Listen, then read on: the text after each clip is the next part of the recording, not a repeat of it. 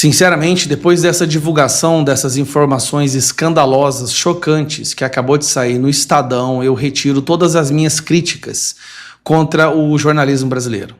O nível de profissionalismo investigativo do Estadão, da imprensa brasileira, é capaz de colocar o Mossad, KGB, FBI, CIA no chinelo. Eles conseguiram, de uma forma heróica, ter acesso a 7.000 arquivos de conversas do Bolsonaro no seu celular.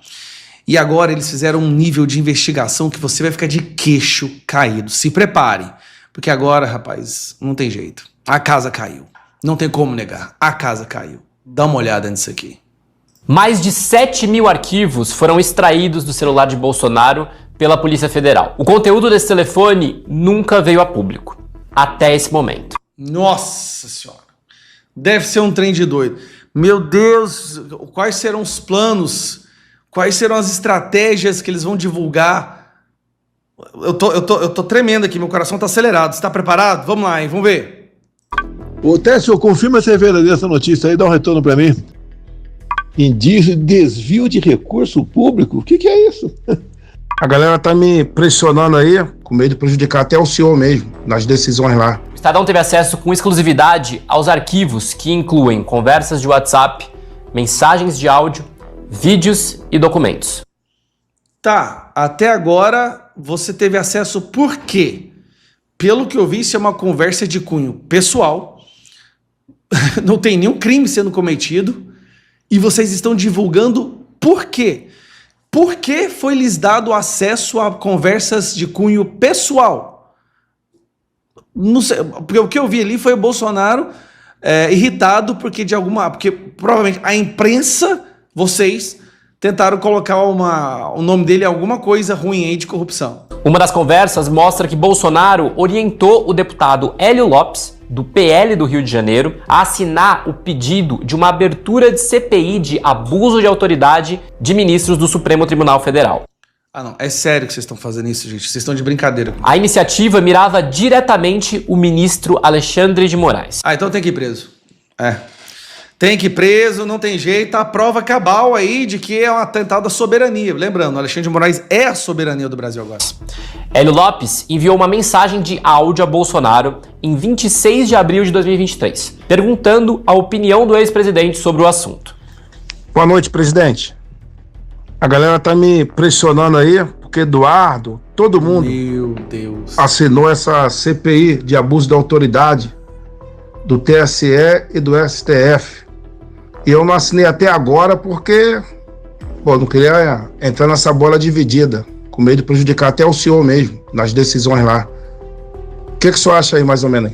Bolsonaro respondeu em uma mensagem de texto. Foi curto e objetivo. Eu assinaria. Sempre existe a possibilidade de retaliações. Vocês estão prestando atenção? Obrigado, a imprensa.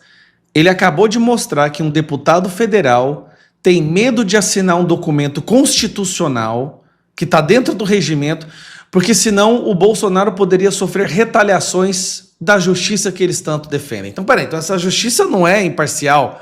Se o Hélio está perguntando ao Bolsonaro, quero assinar, mas pode te prejudicar.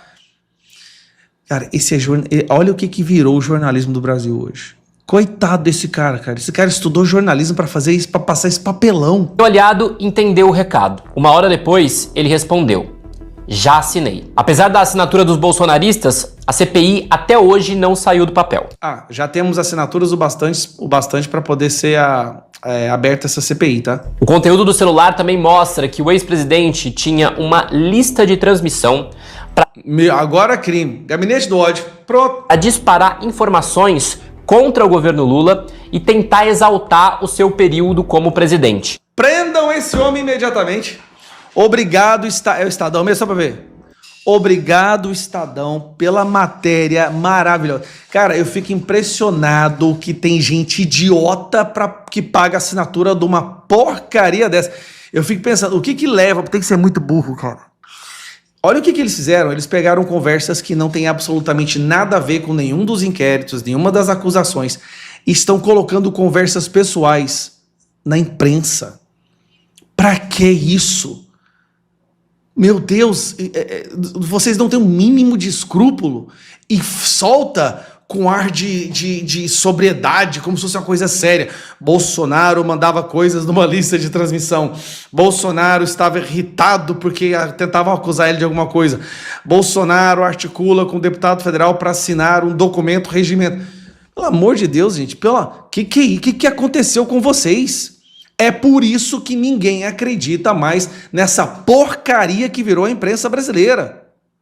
E não é só isso, e agora tem uma matéria importantíssima, porque a justiça acaba de quebrar o sigilo de alguns importantes ali, algumas autoridades em Brasília, e convoca o filho do Lula, o ministro Dias Toffoli, o ministro Moraes e sua esposa para depor ali na CPMI. Agora a casa caiu. Realmente, pessoal, tudo o que a gente queria e a gente não esperava que fosse acontecer tão cedo. Parece que agora um desses ministros vão cair, porque eles vão ter que depor, vão ter que falar e vão ser sabatinados ali. Nós vamos trazer essa matéria agora. Realmente as coisas estão tensas em Brasília. Confira essa matéria aí, quem vai trazer para nós é o André Marcílio, o jurista que sabe de tudo e vai trazer detalhes dessa situação. Deu ruim pro filho do Lula, pro Moraes e pro Dias Toffoli. E em seguida também nós vamos trazer aqui uma pesquisa sensacional que acabou de sair, mostrando que Flávio Bolsonaro está esmagando Lula. Preste atenção nessas duas matérias que temos para trazer, dá um like nesse vídeo, se inscreve aqui no canal para ver outras matérias como essa. Vamos para o vídeo e voltamos em seguida. Meus amigos, bomba, urgente, tá na imprensa inteira. A CPI do crime organizado acaba de aprovar a quebra de sigilo da Maridit, a empresa que era dona do Taiaiá, dona do cassino clandestino e da qual o Toffoli confessou ser sócio. Também a CPI do crime organizado aprovou um convite para a mulher do Moraes depor e convocou os irmãos do Toffoli para falarem na CPI. Eu vou te contar agora quais vão ser os próximos passos e o que vai acontecer e como isso pode resultar até mesmo numa inédita prisão de ministro do STF. Eu sou André Marcílio, advogado, comentarista jurídico. Se tem um jeito de você descobrir corrupção, é o tal do ditado follow the money, siga o dinheiro. E com a quebra do sigilo da Maridit, nós vamos ter o caminho do dinheiro para todas as transações da empresa até chegar, talvez, no Toffoli. E se chegar no Toffoli, a coisa esquenta. A Polícia Federal já vinha trabalhando com a possibilidade de que a Maridit fosse usada para atravessar dinheiro de um lugar a outro e não para fazer negócios. E se o Toffoli é sócio dela e essa empresa é para atravessar dinheiro, aí vem a suspeita da Polícia Federal até mesmo de que houvesse corrupção passiva envolvendo o Toffoli, ou seja, suborno, propina, o que pode eventualmente resultar numa inédita prisão de ministro do STF. Vamos aguardar, mas com a quebra de sigilo da Maridit, isso pode acontecer, independente do que falarem ou de se falarem essas pessoas que foram agora também convocadas pela CPI do crime organizado. A esposa do Moraes, ela foi convidada porque é advogada, então ela pode não ir, porque ela é convidada, e isso provavelmente vai acontecer, mas se ela não for, isso pode na sequência fazer com que a CPI aprove uma convocação e aí torne a presença dela obrigatória. Os irmãos do Toffoli são obrigados a comparecer à CPI do crime organizado porque é uma convocação. E se eles forem ouvidos como testemunhas, eles não poderão mentir e podem acabar confessando que agiram, ou que são, ou que foram, ou que continuam sendo laranjas do irmão Toffoli na tal da Maridit, sabe-se lá para que finalidades, sabe-se lá se essas finalidades inclusive não são ilícitas, como a própria Polícia Federal vem desconfiando e eu já afirmei aqui nesse vídeo, né? Um irmão dele é padre, o outro é engenheiro elétrico. Nenhum dos dois, obviamente, tem condições de serem sócios de um resorte multimilionário. É uma bela vitória da oposição, sobretudo pela quebra de sigilo, né? Follow the money, siga o dinheiro e você descobre casos de corrupção. Foi assim na Lava Jato, foi assim em todos os casos de investigação de corrupção no país e parece que é o mesmo caminho que tem seguido a Marriott. Repito, o importante é a quebra de sigilo. Vai haver, obviamente, todo um estardalhaço em torno da esposa do Moraes ir ou não, dos irmãos do Toffoli irem ou não, vai haver um delivery, um fast food de habeas corpus, muito provavelmente pelo STF, mas a quebra de sigilo é a cereja desse bolo, é o que pode nos fazer a chegar em quem está pagando e, sobretudo, quem está recebendo. E se tem ministro recebendo, isso pode resultar, ou deve resultar, em prisão. Grande dia, gente! A CPI aprovou pedidos contra Toffoli, Moraes, contra os irmãos do Toffoli e contra a esposa do Moraes. Gente, é inacreditável! A oposição conseguiu. Hoje o dia começou quentíssimo em Brasília e a direita saiu vitoriosa. Gente, tem 3 vitórias imensas que fazem decidir um grande dia. E esse vídeo é só sobre a primeira grande vitória. Qual foi? A CPI do crime organizado aprovou a quebra de sigilo da Marriott, aquela empresa do Toffoli que era dona do Tayaya, e aprovou convites para Moraes, Toffoli e a esposa irem depor. E além disso, aprovou a convocação, que é obrigatória, dos irmãos de Dias Toffoli. Bora lá então aqui com essa notícia da CNN. Olha aí, CPI do crime organizado aprova convites a Toffoli, Moraes e Galípolo por caso Master. Presta atenção aqui comigo em tudo que foi aprovado. Primeiro, a quebra do sigilo da Marriott. Lembra dela? Marriott é Mari de Marília e DT de Dias Toffoli. Gente, isso é gigante. A Marriott é a empresa da família Toffoli que era dona do resort Tayaya. E com a quebra do sigilo, a gente vai ter acesso a todas as transações financeiras dessa empresa, inclusive os 35 milhões de reais que o Vorcaro disse ter pago em mensagens no seu celular. Todo o caminho do dinheiro, de onde veio, para onde foi, quem pagou, quem recebeu. E se a Polícia Federal suspeita que o Toffoli praticou corrupção passiva, que recebeu propina, ali vai estar o caminho do dinheiro. Ali vão estar as provas. Mas é mais do que isso. Não é só sobre o que nós já sabemos. A quebra do sigilo pode revelar outros esquemas que até hoje nós desconhecemos. Porque quando você abre os registros financeiros de uma empresa, aparecem coisas ali que ninguém estava investigando ainda. E vamos lembrar que já houve até delação no passado de que Toffoli vendia sentença. Segundo, convite para Toffoli, Moraes e sua esposa Viviane Barsi irem lá e deporem perante a CPI. Como é um convite, eles podem recusar. E obviamente eles vão recusar. Mas aqui vem o detalhe. Se eles não comparecerem ao convite, a CPI pode escalar e aprovar a convocação na sequência. E aí é obrigatório.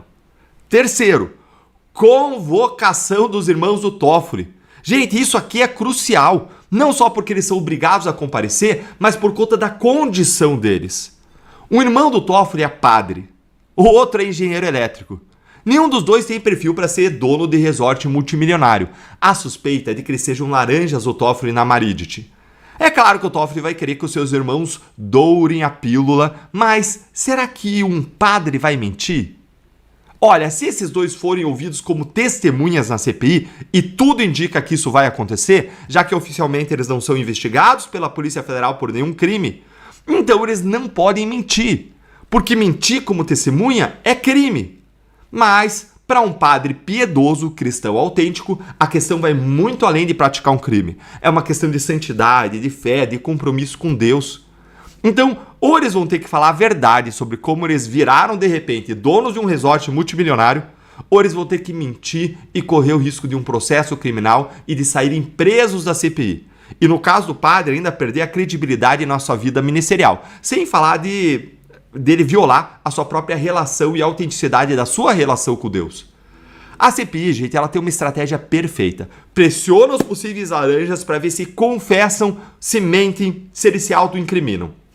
De qualquer jeito, a verdade aparece. Lembre aquilo que nós já sabemos. O Tayaya, ele recebeu 35 milhões de reais de Daniel Vorcaro, segundo as notícias. A Marriott, ela está no centro do esquema. Agora nós vamos ter acesso aos sigilos bancários dela e vamos poder espremer os irmãos do Toffoli na CPI igual laranja para ver o que é que sai. O cerco tá se fechando. Nós nunca tivemos tão perto de um impeachment de ministro. Conta aí pra mim nos comentários. Você acha que os irmãos do Toffoli vão falar a verdade ou vão mentir lá na CPI? Foi aprovado um requerimento do senador Eduardo Girão para convocar certas pessoas e convidar outras. CPI do crime organizado. Vocês sabem quem está convocado? Os irmãos Toffoli. Convocados. O Toffoli, ministro, está convidado. O casal Moraes está convidado também, foi aprovado. Mas antes disso eu queria contar para vocês o que aconteceu na véspera. Num olho no olho, olhos nos olhos, de Girão para Alcolumbre, que estava presidindo a sessão do Senado. Eu disse, senador, olho no olho, por que o senhor não abre a CPMI do Master? Por que o senhor não põe em votação requerimentos de impeachment de Toffoli, de Moraes, por exemplo? Né? O senhor tem mais um motivo, que é lá no seu estado. As ligações com o Master do seu tesoureiro de campanha. Além disso, o senhor tem 129 milhões de motivos. Foi uma fala essencial do senador Girão. Mas, enfim, vamos então ao resultado disso. Hoje, na CPI, tem CPI mista do INSS, tem a Comissão de Assuntos Econômicos do Senado que está querendo trazer o Vorcaro, o Renan Calheiros já anunciou que ele vai. Né? Agora a CPI do crime organizado aprova convocação dos irmãos Toffoli, os dois irmãos do Toffoli, o primo do Toffoli, o outro associado àquela empresa que se chama Dias Toffoli, né? Tem o nome de Marília, que é a cidade deles, Mari-DT. Né? E abriu sigilo bancário, a CPI, para saber, afinal, para onde vai o dinheiro. E aprovou convite ao casal Moraes, né?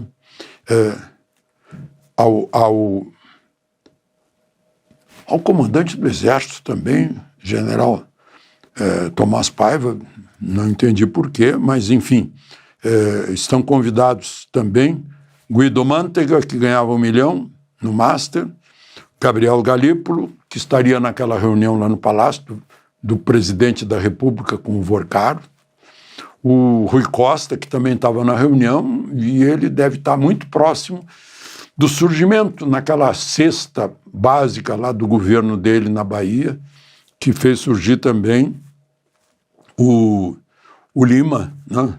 Augusto, que está num banco, era o CEO do Master, né? Todo mundo diz que na Bahia é que originou-se o Master. O cunhado também está, cunhado de Vorcaro, o Fabiano Zettel, está convocado também, né? E vejam só, mas a gente já vai chegar lá, já vou passar para outra convocação e delação premiada lá na CPI mista da Previdência, mas espera aí. Aí numa desforra tipo adolescente de 14 anos, os senadores Randolph Rodrigues e Jacques Wagner fizeram aprovar requerimento também convocando Paulo Guedes para explicar por que ele facilitou as coisas. E Roberto Campos Neto. Tem coisa de desforra mesmo. Então vocês estão convocando Guido Mantega, o Rui Costa, né? Então vamos convocar também. Tudo bem, foi aprovado lá, a base do governo ajudou a aprovar. Também o ex-presidente do BRB, Paulo Henrique Costa, presidente da Companhia de Eletricidade de Brasília, não entendi por que também.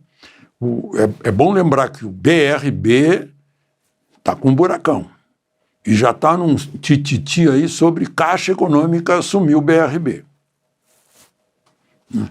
Mas, enfim, essa quebra de sigilo do Mari-DT, a convocação dos irmãos de Toffoli, um é padre, o outro eu não lembro o outro, né? É aquele da esposa que botou a boca no mundo. Não, meu marido não tem nada a ver com isso, né? Foi importante. E aí, vou lá para o Metrópolis. Metrópolis está publicando que está praticamente já feita a delação de um ex-procurador, Virgílio Filho, que recebeu 11 milhões do Careca, de um ex-diretor do INSS, André Fidelis, que recebeu 3,5 milhões, e o Careca também, segundo a Andréa Matais, está disposto, porque o filho dele também foi preso, ele está preso, estão entregando o Lulinha, segundo o Metrópolis, o Fábio Luiz. Entrou aí pela primeira vez a Fábia Pérez, que agora está casada com Augusto Lima, lá do Master, que era casada com o governador de Brasília, então governador de Brasília, José Roberto Arruda, né? E ela foi ministra da Secretaria da Presidência no governo Bolsonaro. Vejam só que safra. Perdão, que master, né? Que colheita. Bom, e tem pesquisa mostrando o Flávio na frente do Lula. É empate, na verdade. Mas, enfim, está 0,1% na frente. Olha só, Atlas Intel, pós-carnaval. Flávio, 46,3%, Lula, 46,2%. Mas mostram a dinâmica de queda de Lula. Queda mais rápida de Lula que a ascensão de Flávio. Não há uma relação direta entre os dois. Flávio subiu 5,3 pontos percentuais e Lula caiu 6,8 pontos percentuais, sendo que estava mais em cima. O valor desse 6,8, o peso é maior ainda. Os que aprovam Lula, 46,6%. É quase o número dos que votariam em Lula. Os que reprovam já é mais da metade, 51,5%. Ótimo e bom para Lula era 47% e baixou para 42%. Eu disse era porque eu estou comparando com dezembro, né? Agora, no último mês, nos últimos 30 dias, a diferença entre Lula e Flávio, no primeiro turno, caiu de 13,8% para 7,1%. No primeiro turno, que tem mais gente, há uma divisão dos votos de Flávio. Mas no segundo turno, ele está empatado levemente acima de Lula. Tudo isso vai animar o domingo, né, na Avenida Paulista. E só para encerrar, o ministro Dino autorizou 47 buscas e apreensões de políticos por desvios de emendas, em geral na região de Petrolina, com o mesmo clã familiar. O ex-senador Fernando Bezerra Coelho, filho dele que é deputado, Fernando, o ex-prefeito, que é Coelho também, Miguel Coelho. Dino está com uma marca aí sobre emendas e sobre penduricalhos. Penduricalhos, eu vi as manchetes.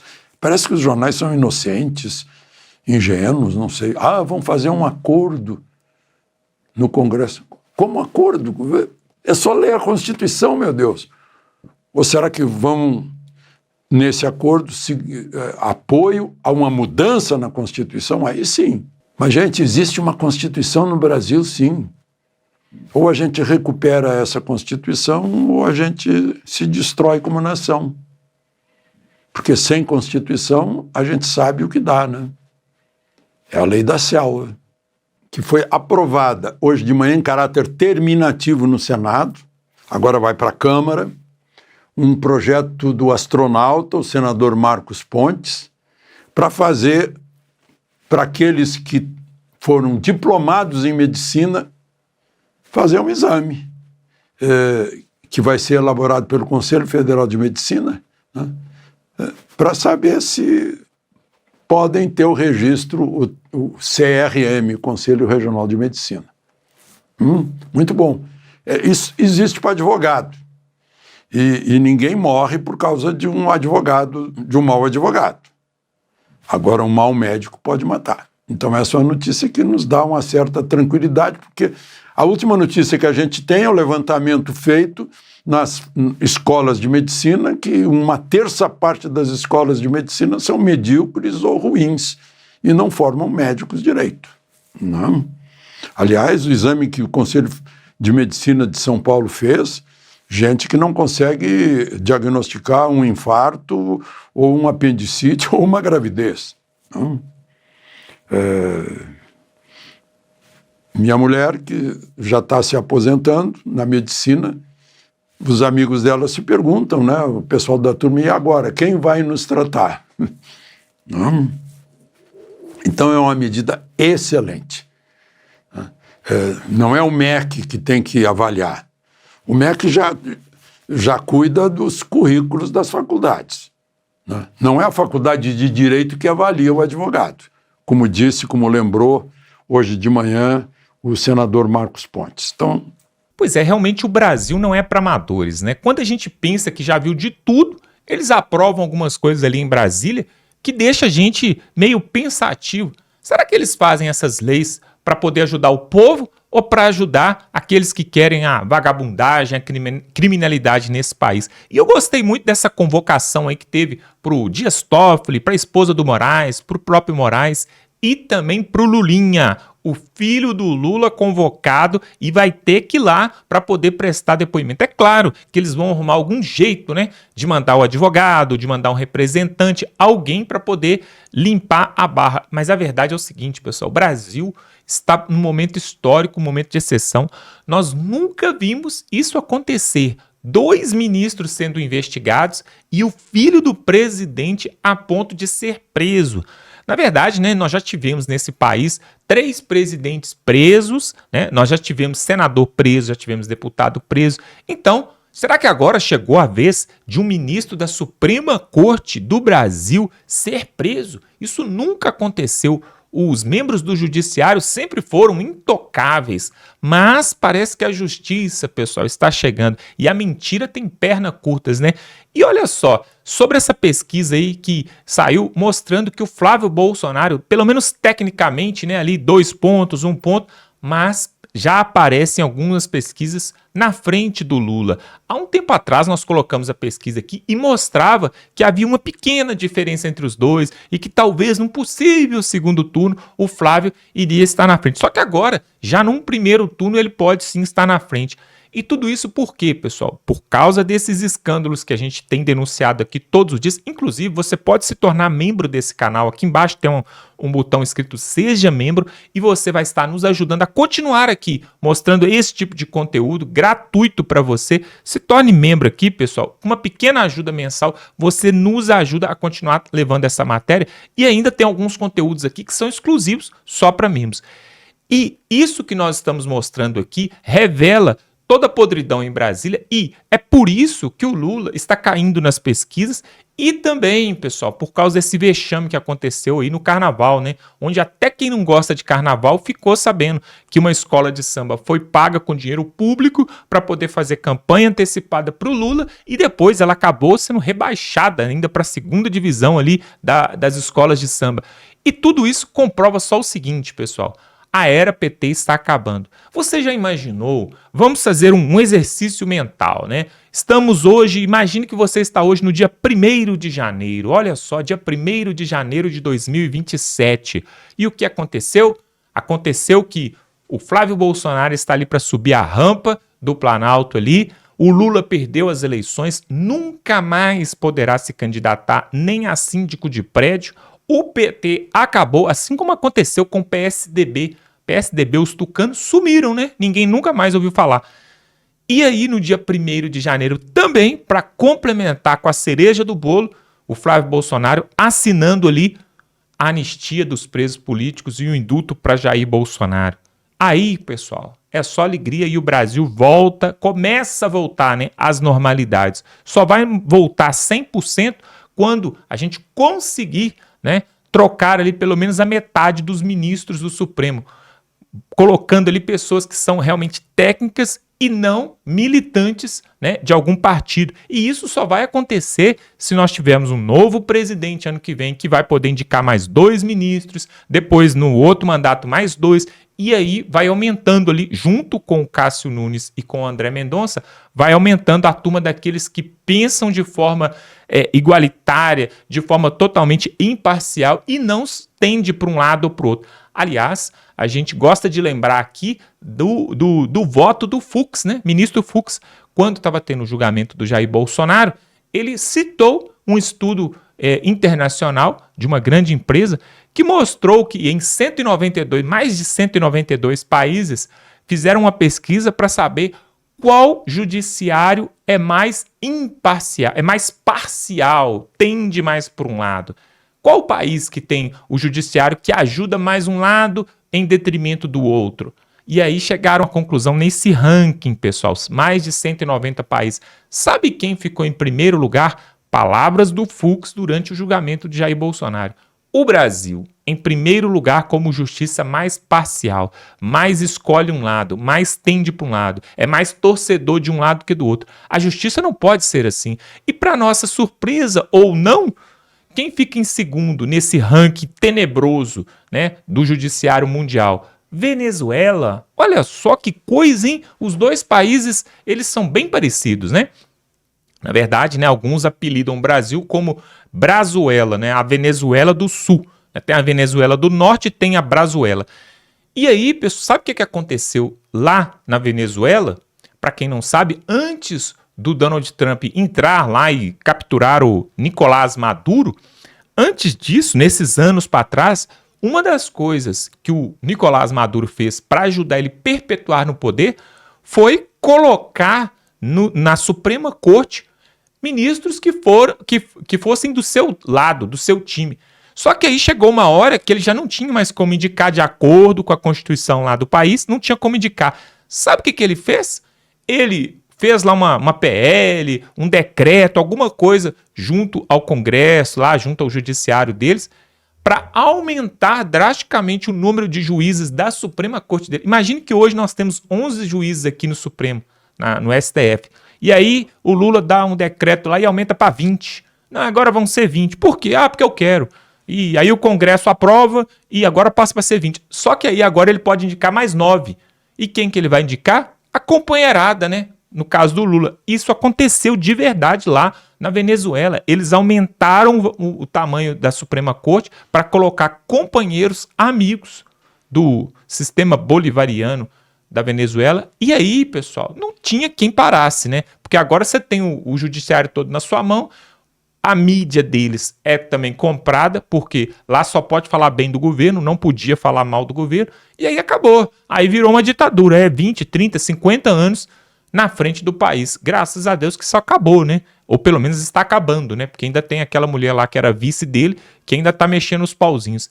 Agora, aqui no Brasil, nós temos diante de nós aqui, nesse ano, uma grande possibilidade de virada do jogo. Imagina um transatlântico, um navio de cruzeiro, aquele gigantesco, fazendo uma virada, guinando, indo para outro sentido, 180 graus. É isso que vai acontecer com o Brasil após as eleições de outubro.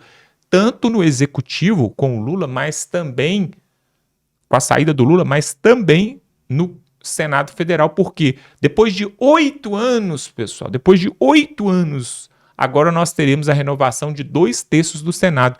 E isso é algo muito importante, porque ao invés de entrar só um senador novo, vão mudar 2.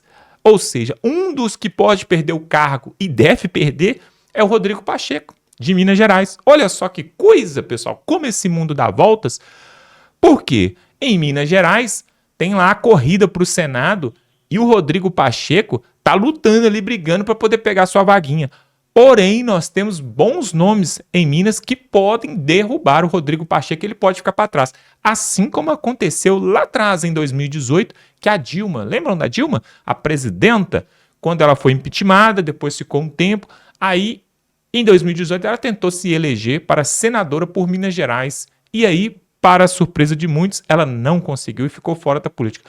Só que nesse país, se você tem amigos, se você é amigo do rei, né, você consegue bons cargos. E aí o que aconteceu? A Dilma conseguiu um emprego no BRICS, que é o bloco, né, comercial entre Brasil, China, Rússia, Índia, alguns países emergentes, e ela conseguiu um empreguinho, lá, uma vaguinha, para ganhar cerca de R$200 mil, juntando os benefícios, penduricalhos e salários, R$200 mil por mês. Tá bom para você ou não?